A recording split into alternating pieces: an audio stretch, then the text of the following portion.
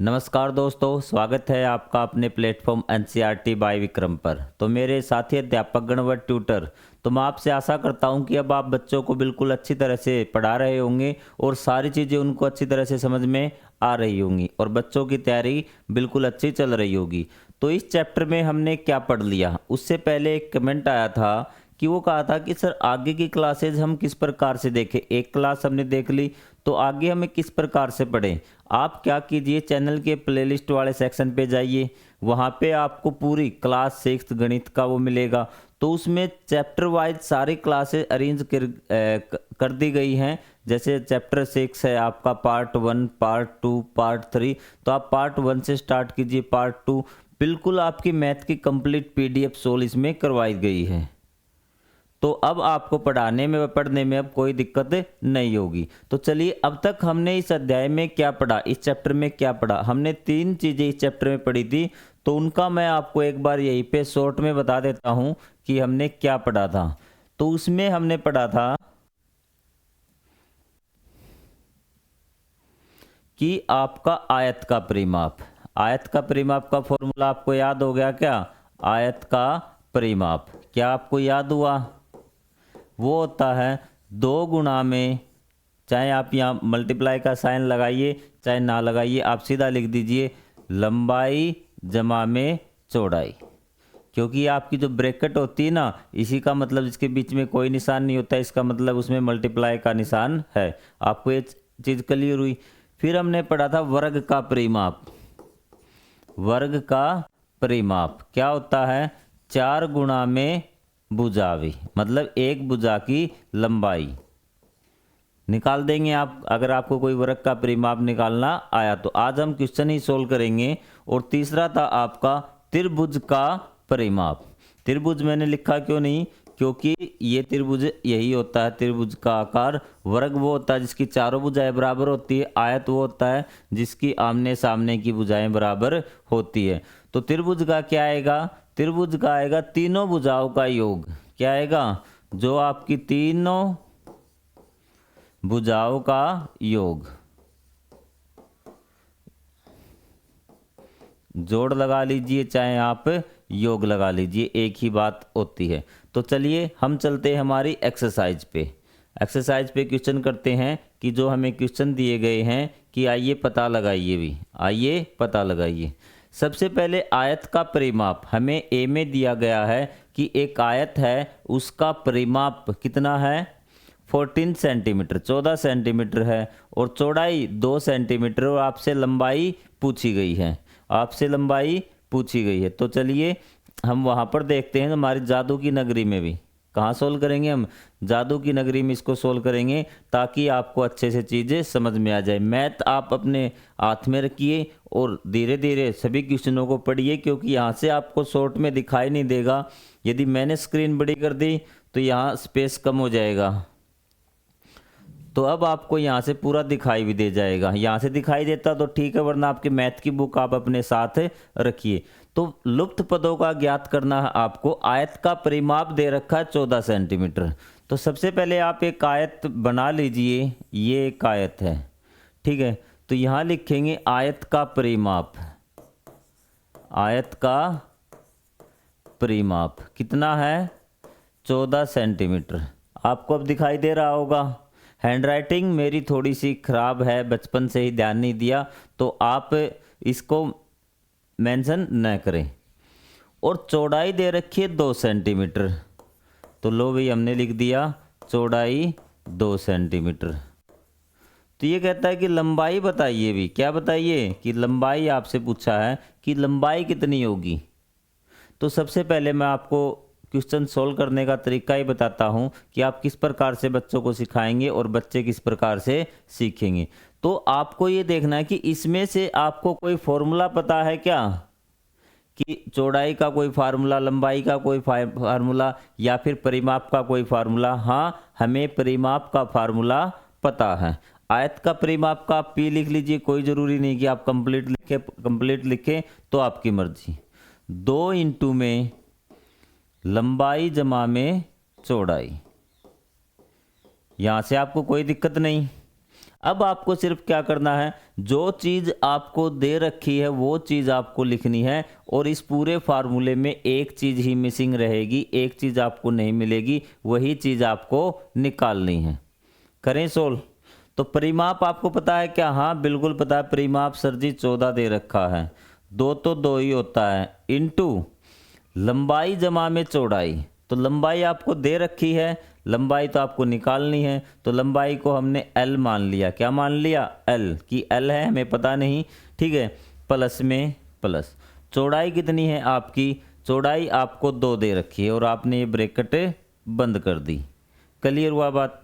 अब मैं यहाँ पे कर देता हूँ लाइन लगा के, ताकि आपको दिखाई दे, या फिर इसको मैं एक बार हटा ही देता हूँ यहाँ से भी, ठीक है। यहाँ पे लाइन लगा दी, तो आपके पास आ गया कि आपका परिमाप 14 था और आपका 2 ये फार्मूले था, इनटू लंबाई आपने L मान ली और चौड़ाई आपकी 2 थी। आप कक्षा 6 को पढ़ा रहे हैं और 6 के बच्चों को पता होगा कि जब कोई संख्या आपस में गुणा में होती है और उसको इस साइड लेके आते हैं तो वो भाग में चली जाती, नीचे चली जाती। या फिर इसको मैं एक बार ऐसे करके लिख दूं, कोई दिक्कत तो नहीं। 2 इंटू में लंबाई जमा में 2 बराबर है 14। इसमें कोई दिक्कत नहीं, सिर्फ ये वाली साइड आपको इस साइड लिखी और मैंने कुछ नहीं किया। आपने पता 2 यहाँ पे संख्याएं कितनी हैं आप ये देखिए। मैं बिल्कुल बेसिक से, जो ब्रैकेट में होती है ना, हम उसको पूरी एक संख्या मान के चलते हैं। अगर वो कोई संख्या ब्रैकेट में लिखी हुई है तो ये देखिए आपके पास एक संख्या तो ये है और एक संख्या ये है, और दोनों के बीच में निशान क्या है? गुणा का। क्योंकि मैंने बताया था कि ब्रैकेट के बीच में निशान है, तो मान ये श्योर है कि वो निशान गुणा का है।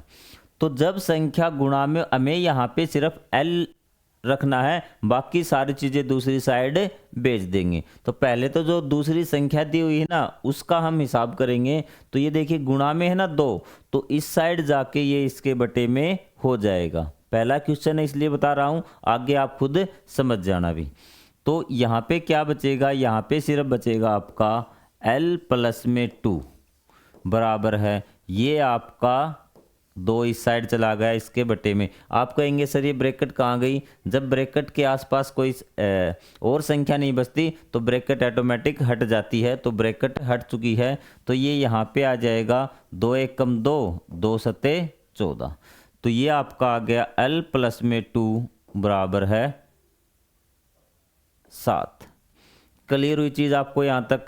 अब आपको पता हमें यहाँ पे सिर्फ L लिखना है, तो ये जो प्लस का 2 है ये इस साइड जाएगा, तो किसका हो जाएगा? प्लस वाला माइनस में हो जाएगा, माइनस का प्लस में हो जाएगा, गुणा वाला भाग में हो जाएगा, गुणा वाला भाग वाला गुणा में हो जाता अगर वो बराबर के उस साइड जाता है तो यहाँ पे L है और आपका 2 उस साइड चला गया, 7 पहले से था, माइनस हो जाएगा नहीं 2, तो L बराबर कितना आ गया? 5। L बराबर क्या आ गया? 5। तो क्या आपके लुप्त पद की आपको पता चल चुका है कि L हमने क्या माना था? लंबाई माना था। तो आपका जो L है वो आपका क्या आ चुका है? 5 आ चुका है। क्या ये चीज़ें आपको क्लियर हुई या नहीं हुई? ये बताइए आप मुझे, क्या आपको ये चीज़ क्लियर हुई या नहीं हुई? तो जो आपकी वो थी ना, यही आ जाइए आप, मैं यही से आपको सोल्व करवाता हुआ चलूँगा।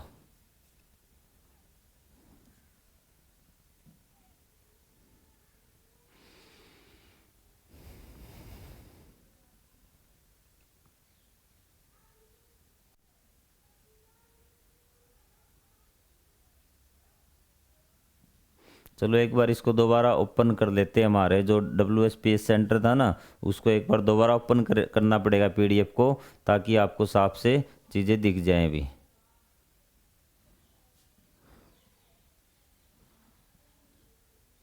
ये रहा भी आयत का जो परिमाप है आपका, ये निकाल लिया हमने। तो इसमें क्या आएगा आपका? इसमें आएगा 5। लंबाई कितनी आ गई आपकी? 5 आ गई। कितनी आ गई? 5 आपकी लंबाई आ चुकी है। क्या ये चीज़ आपको क्लियर हुई? बिल्कुल बेसिक से एक एक चीज़ आप आराम से समझिए भी। अब हम अगला क्वेश्चन की ओर चलते हैं। अगले क्वेश्चन पे आपको क्या करना है, सारी चीज़ें आपको बेसिक से समझाई जाएंगी, आप टेंशन मत ले। जो अगला क्वेश्चन है उसमें वो आपका बताया गया है वृक्क का परिमाप और एक भुजा की लंबाई 20 सेंटीमीटर भी। ठीक है, वृक्क का परिमाप आपको बताना है और एक भुजा की लंबाई 20 है भी। ये आपका वर्ग है और इसकी लंबाई 20 है, तो आपको क्या बताना है, परिमाप बताना है भी। क्या बताना है, परिमाप। तो परिमाप का फार्मूला आपको पता है, वृक्क का परिमाप 4 गुणा में भुजा होता है भी, 4 गुणा में भुजा। ये परिमाप आपका वृक्क का परिमाप का फार्मूला है। तो 4 गुणा में भुजा कितना आ जाएगा, 20। तो 20 चौके 80। टेबल आप याद कर लेंगे, पहाड़े आप याद कर लेंगे, तो ये आपका आंसर होगा 4 गुणा में 20, 80 आपका आंसर आ जाएगा। तो आप ये बताइए, क्या आपको ये चीज़ समझ में आई या नहीं आई, क्लियर हुआ। उससे अगला करें, बिल्कुल बेसिक से समझिए। अगले क्वेश्चन में दे रखा आयत का परिमाप, थोड़ा सा बड़ा कर देता हूं मैं ताकि आपको ये चीज़ समझ में आ जाए। आयत का परिमाप आपको निकालना है, लंबाई 12 मीटर और चौड़ाई 3 मीटर। ये तो कर लेंगे या नहीं होगा, ये आप कर पाएंगे या नहीं कर पाएंगे, ये बता दीजिए भी।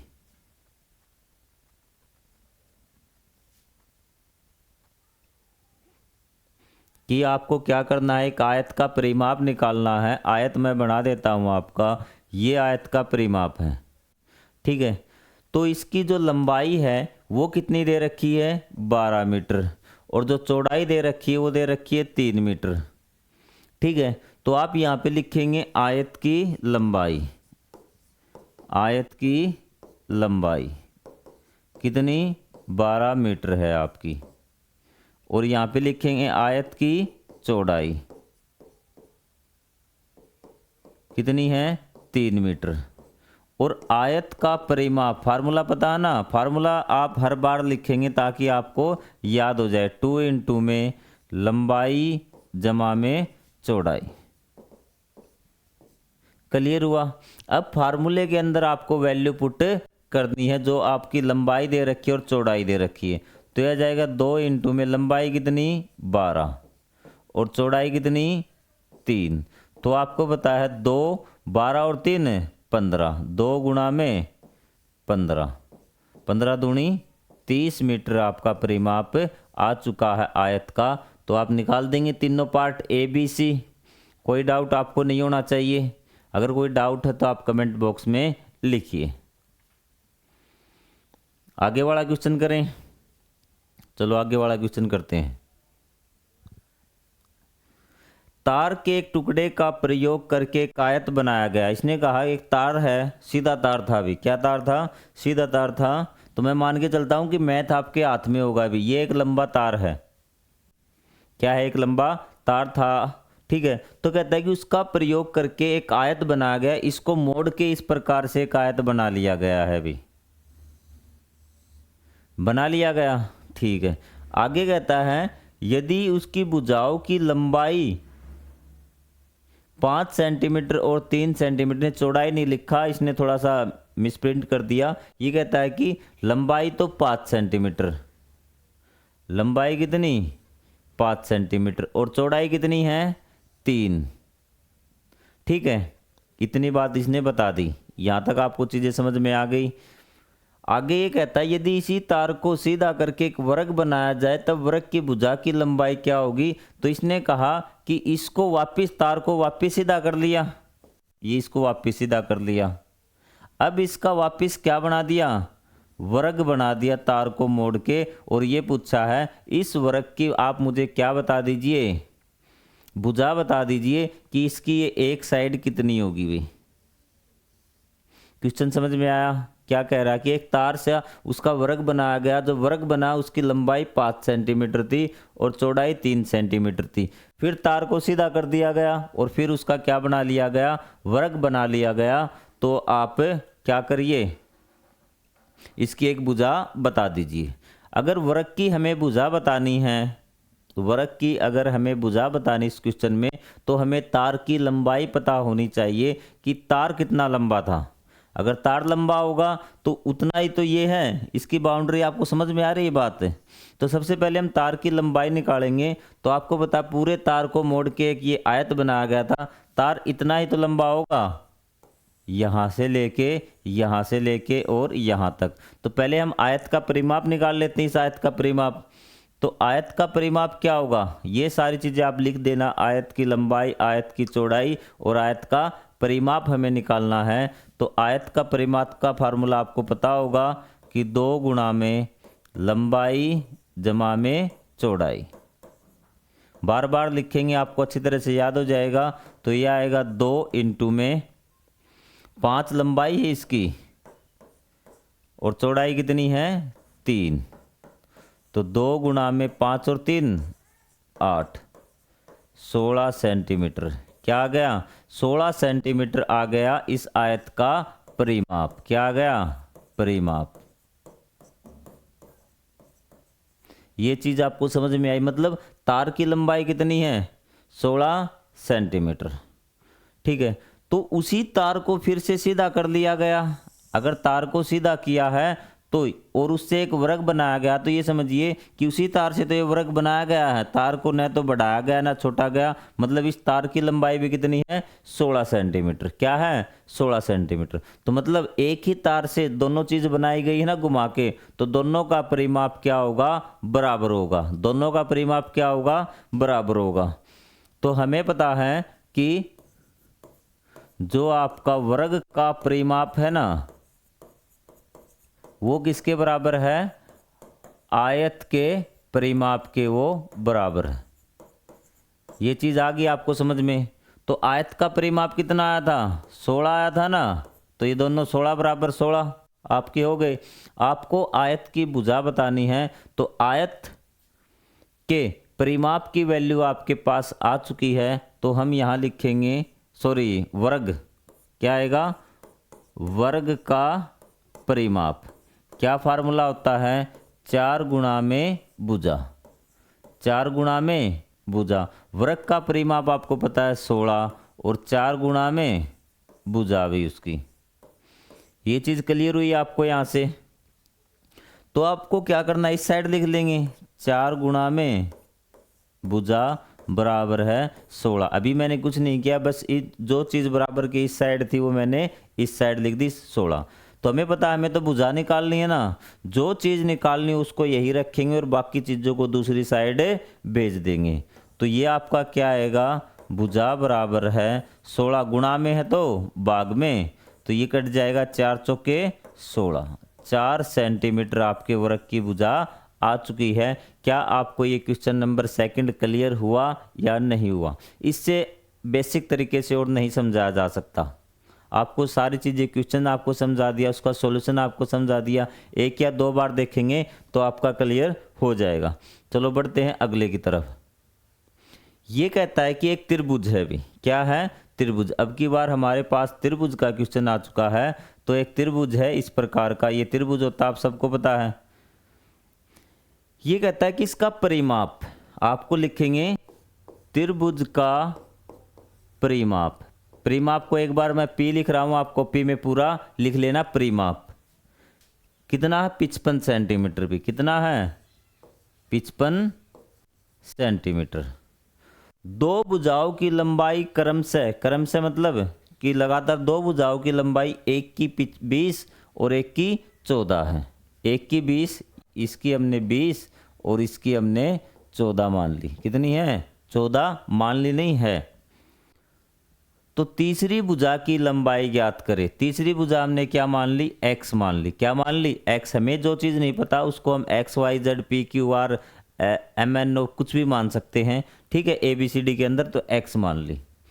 ये कहता है तीसरी भुजा की लंबाई ज्ञात करनी है आपको, तीसरी भुजा की लंबाई।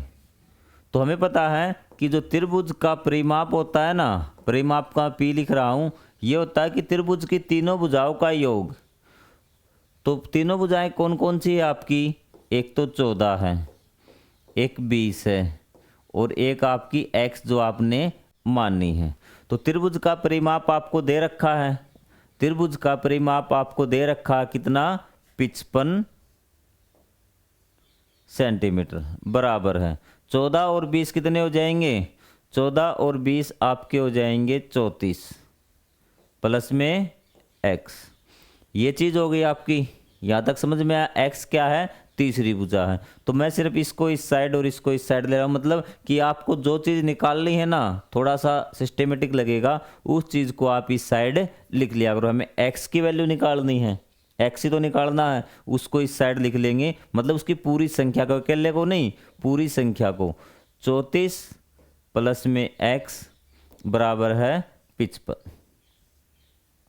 ये चीज़ क्लियर हुई। हमें पता जो चीज़ हमें निकालनी है उसको उठा के, बाकियों को उठा के इस साइड ले आएंगे। ये इसके प्लस में है ना, आगे प्लस का निशान है, तो इस साइड किसका हो जाएगा, ये माइनस का। आपका आ जाएगा x बराबर 55 माइनस 34। तो आप इसको घटा देंगे, 5 में से 4 गया 1, 5 में से 3 गया 2, तो आपका कितना उत्तर आ गया, 21 सेंटीमीटर। तो त्रिभुज की जो तीसरी भुजा थी वो कितने सेंटीमीटर है, 21 सेंटीमीटर है। अब आपको बताइए कोई डाउट हो तो इसमें। ये कहता है अगला क्वेश्चन कि एक आयताकार पार्क है भी, क्या है, एक आयताकार पार्क है, इस प्रकार का पार्क है। क्लियर हुई चीज यहाँ पे। तो ये कहता है कि जिसकी लंबाई 150 सेंटीमीटर है भी, कितनी है, 150 मीटर हमने लंबाई लिख ली, और चौड़ाई कितनी है, 120। ठीक है, इतनी चीजें इसने बता दी। अब इसने पूछा क्या है, वो चीज है, ये कहता है कि पार्क के चारों ओर हमें बाड़ लगानी है या फिर कोई तार लगाना है, दीवार खींचनी है, कुछ भी करना हो। चारों ओर बता दिया ना, तो इसका मतलब कि आप इसके चारों ओर यहाँ से यहाँ तक इसको क्या लगानी है, तार लगानी है, फिर बाड़ लगानी है। ठीक है भी। ये कहता है कि 1 मीटर का खर्चा, कि 1 मीटर जो बाड़ है ना उसका खर्चा है 40 रुपये प्रति मीटर। प्रति मीटर मतलब 1 मीटर का खर्चा कितना है, 40 रुपये। तो आपको ये बताना है कि इसके टोटल में कितना खर्चा आएगा बाड़ लगाने में। तो आप देखिए, आपको पता है कि अगर हमें इस बाड़ की लंबाई ज्ञात करनी पड़ेगी, यदि 1 मीटर लंबाई होगी तो 40 रुपये लगेंगे, 2 होगी तो 80 लगेंगे, 3 होंगी तो 120। मतलब जितनी लंबाई आएगी बाड़ की उसको हम क्या करेंगे, 40 से गुणा कर देंगे, हमारा उत्तर आ जाएगा।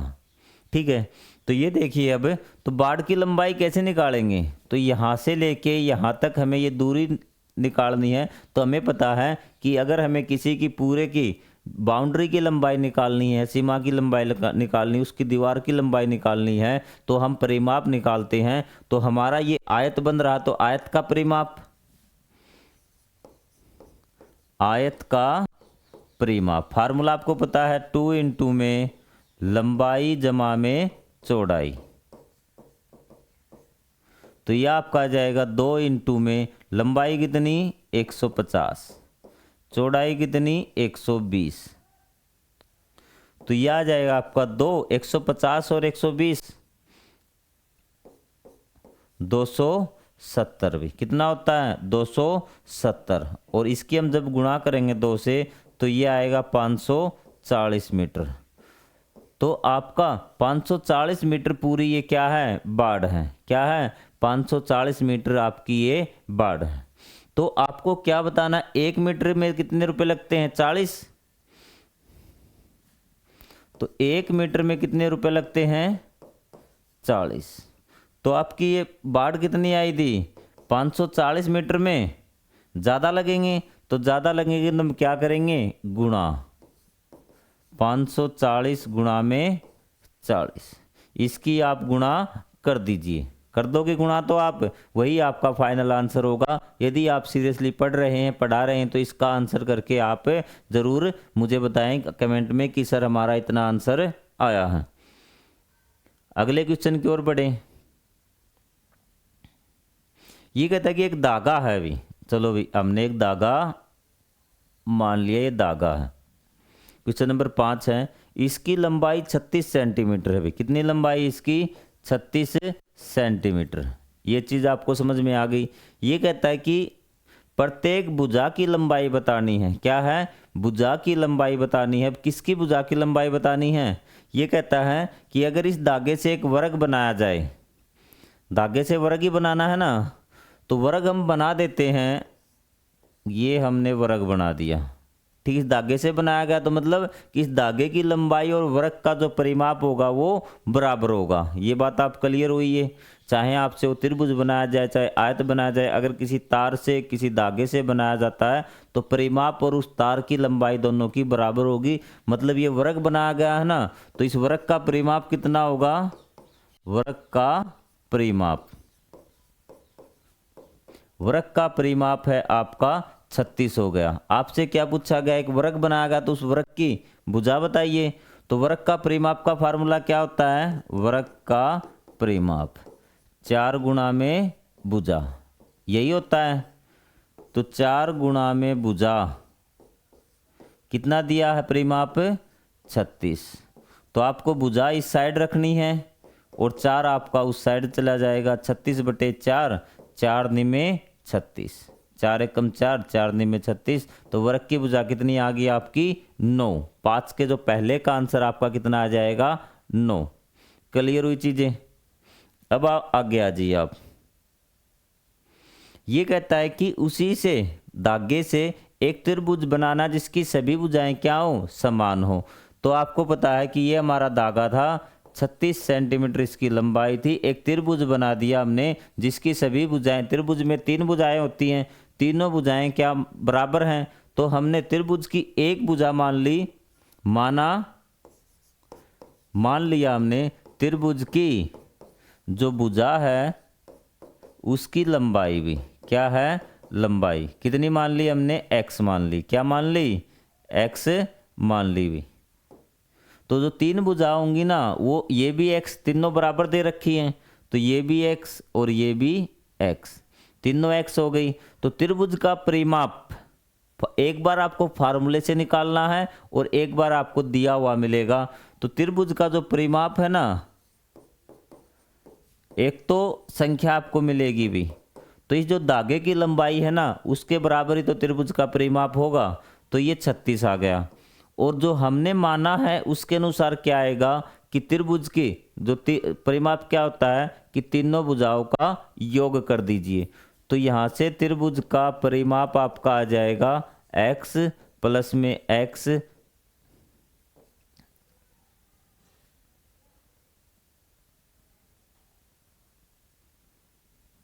यहाँ मैं थोड़ा सा इसको नीचे लिख देता हूँ, x प्लस में x प्लस में, यहाँ ये डिस्टरबेंस कर रहा है, एक बार इसको छोटा कर दिया आपको, ठीक है, कि इस प्रकार से इसको छोटा कर देते हैं। x कितना आ गया? 3x। ये चीज़ क्लियर हुई आपको? x plus x plus x 3x। तो हमारे पास दो परिमाप हो गए, एक जो में दिया हुआ है, एक हमने जो मानकर निकाला है। मतलब दोनों की वैल्यू बराबर होनी चाहिए। तो मतलब ये परिमाप और ये परिमाप दोनों बराबर होगा। तो क्या लिख देंगे? 3x बराबर है 36। हमें x की वैल्यू निकालनी ना साइड की, भुजा की, तो इसको 3 को उस साइड ले जाएंगे, इसके गुणा में है। तो x बराबर 36/3, 3 एकम 3, 3 दूनी 6, 12। त्रिभुज की भुजा कितनी आ गई? 12 सेंटीमीटर। क्या आ गई? 12 सेंटीमीटर। इसी में आपको एक क्वेश्चन और दे रखा है, इसी में आपको एक क्वेश्चन और दे रखा हो। क्वेश्चन क्या है? एक समषटभुज, अब की बार ये कहा है कि वही आपका 36 है सेंटीमीटर है। षटभुज मतलब 6 भुजाओं वाली एक आकृति बनाई गई है और सभी भुजाएं क्या हैं? समान हैं। तो ये आपका षटभुज है, ठीक है, जिसकी 6 भुजाएं होंगी। तो हमने मान लिया एक भुजा x है, तो दूसरी भी x, तीसरी भी x, चौथी भी x, पांचवी भी x और छठी भी x होगी, ठीक है। तो इसका परिमाप क्या आएगा अभी? 1 2 3 4, 3 और 3 6, ये 7 भुज बन गया। अभी आपको क्या बनाना है? षटभुज बनाना है। अभी क्या बनाना है? षटभुज।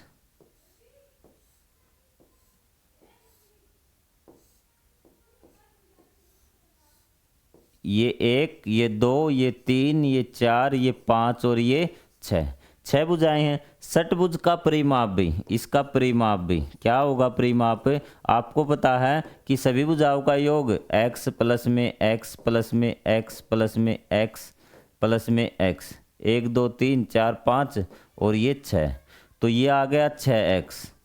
और जो परिमाप वैसे हमें पता है वो है इसका 36, क्योंकि धागे से बनाया गया ना, ये 36 सेंटीमीटर लंबे धागे से बनाया गया है, तो इसका परिमाप भी 36 मीटर होना चाहिए, सेंटीमीटर होना चाहिए। तो ये दोनों बराबर, तो 36 जो आपका ये 6x है किसके बराबर? 36 के। आपको बताइए इस साइड चला जाएगा, 36/6, 6 एकम 6, 6 छिके 36, 6 सेंटीमीटर।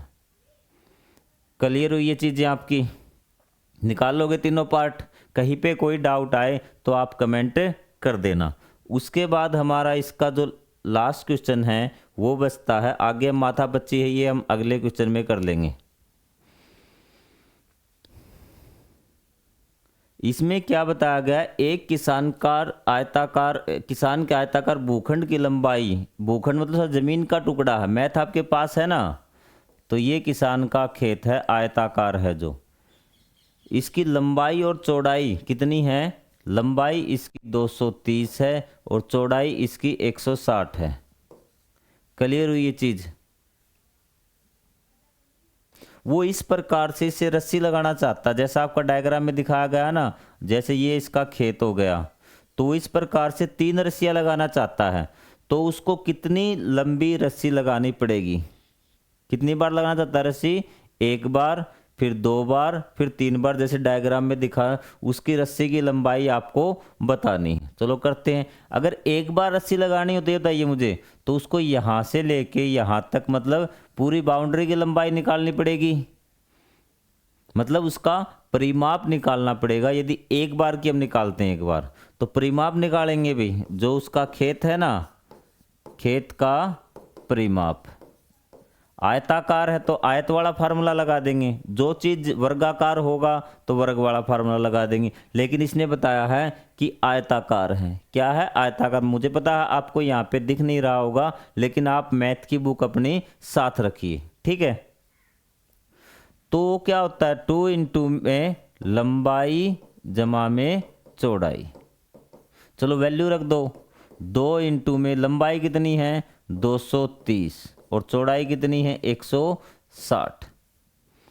तो इसको हम जोड़ेंगे तो क्या आएगा? 2 गुणा में 0 की 0, 6 और 3 9, 2 और 1 3, 390 आपका आ गया। और इसको 2 से गुणा भी, 2 0 0, 2 निम 18, 18 का 8, हासिल 1, 2 3 6 और 1 7, 780 आपका।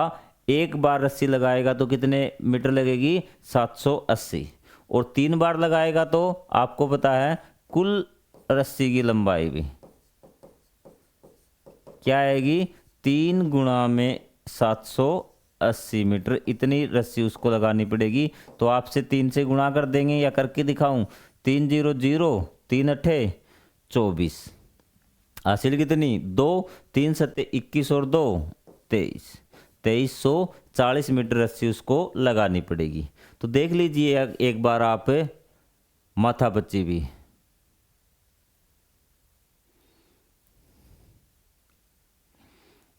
अब इसने क्या बताया कि अक्सी और तोसी एक आयताकार रास्ते पे दौड़ रहे हैं अभी।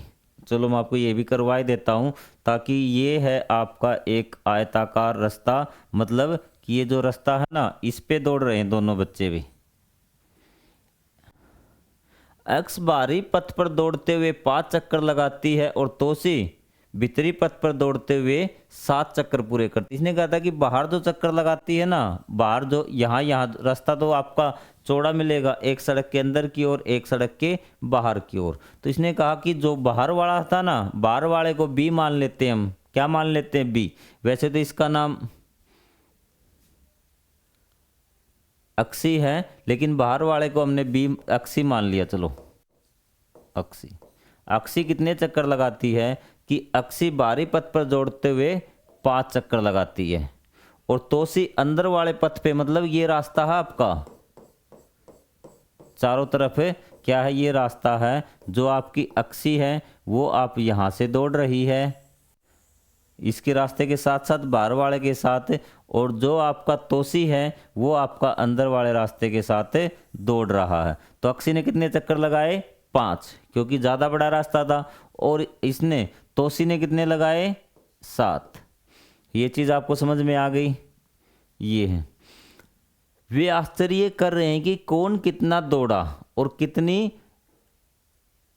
ये रास्ता था अभी, ठीक है, कितना दौड़ा है अभी 3, कितनी अधिक दूरी तय की, ये आपको इसमें बताना है। बता देंगे या नहीं बता देंगे? तो चलो मैं आपको समझा देता हूँ। तो आपका ये आयत बन गया, इसकी दे रखी है 30, 40,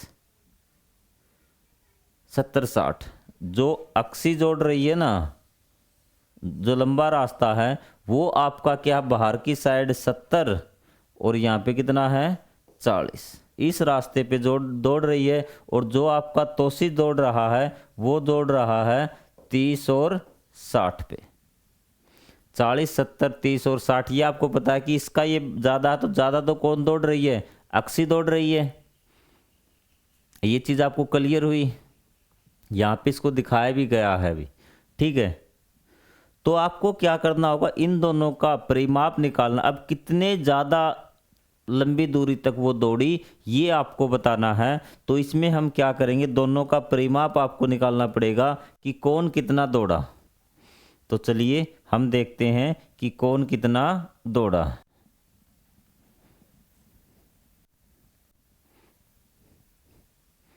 पहले हम अक्सी की देख लेते हैं, इसका पैरामीटर निकालते हैं कि कितनी दौड़ी, एक चक्कर में कितना दौड़ा। ये अगर हमें पता लगाना है, अगर बाउंड्री निकाल रहे तो परिमाप निकालना पड़ेगा। परिमाप का मैं सीधा निकाल सकता हूँ, 2 गुणा में लंबाई जमा में चौड़ाई। लंबाई कितनी? 70 प्लस में 40। ये अक्सी का मैंने ए लिख दिया और ये तोसी का मैंने टी लिख दिया। तो ये आ गया इसका 110 गुणा में 2। क्लियर हुई बात? तो ये आपका आ गया 220। एक चक्कर में कितने? 220। अब तोसी का हम देखते हैं, ये आ गया इसका 2 इंटू में परिमाप ना, लंबाई जमा में चौड़ाई 60 प्लस में 30। ये आ गया इसका 2 गुणा में 90, 180। कितना आ गया? 180। अब ये कह रहा है कि जो आपकी अक्सी थी, अक्सी ने कितने चक्कर लगाए? 5। कितने लगाए? 5 चक्कर अक्सी ने लगाए हैं। तो एक चक्कर में इतने, तो 5 चक्करों में कितने? 5 गुणा में 220। तो ये 5 0 0, 5 दूनी 10, 10 की असिल, 5 दूनी 10 और 1 11, 1100 मीटर अक्सी दौड़ी है आपके 5 चक्रों में। और आपको ये देखना है कि इसने, तोसी ने कितने चक्कर लगाए हैं? 7। छोटे हैं लेकिन चक्कर ज़्यादा लगाए हैं। तो यहाँ पे हम करेंगे 180 गुणा में 7, 7 0 0, ठीक है। और 7 8 56, 56 का 6 असिल 5, 7 एकम 7, 7 और 5 12। तो 1260 मीटर कौन दौड़ा है? तोसी। तो आप देखिए कौन ज़्यादा दौड़ा है। अगर एक चक्कर की बात करें तो अक्सी ज़्यादा दौड़ी है, लेकिन अगर टोटल दौड़े कि दिन में उसने जो दौड़ लगाई है, इसने 7 लगाए, इसने 5 लगाए हैं, 7 चक्रों में 1260 मीटर है और 5 चक्रों में इसने 1100 मीटर। तो कौन ज़्यादा दौड़ा? आपका तोसी। कितना दौड़ा है?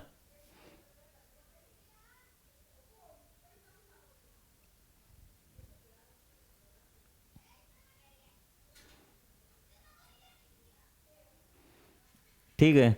तो यहाँ से हम कर लेंगे 1260 माइनस 1100, 1260 माइनस 1100, तो कितना आ जाएगा? 120। क्लियर हुई ये चीज़ें आपकी?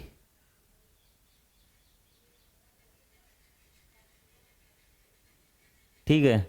तो यही है अभी,